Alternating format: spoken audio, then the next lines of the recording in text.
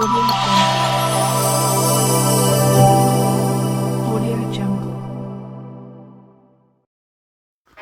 வணக்கம்.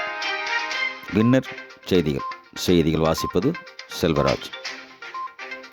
நல்லம்பள்ளியில் திமுக சார்பில் சமத்துவ பொங்கல் விழா கொண்டாடப்பட்டது.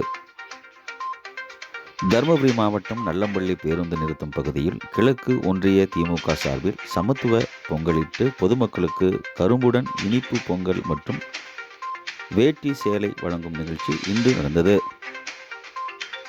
இந்த நிகழ்ச்சிக்கு ஒன்றிய செயலாளர் சண்முகம் தலைமை தாங்கினார். இதில் திமுக மாவட்ட செயலாளர் தடங்கம்பை சுப்பிரமணி, எம்பி ஆமணி ஆகியோர் கலந்து கொண்டு பொதுமக்களுக்கு கரும்புடன் இனிப்பு பொங்கல் மற்றும் வேட்டி சேலை வழங்கினார். இதில் பழனிசாமி, ரங்கநாதன், துரை, ஆறுமுகம், மகேஷ், கஜேந்திரன் உள்ளிட்ட கட்சி நிர்வாகிகள், சார்பு அணியினர், கட்சி தொண்டர்கள், பொதுமக்கள் ஆகியோர் கலந்து கொண்டனர். வின்னர் செய்திகள்.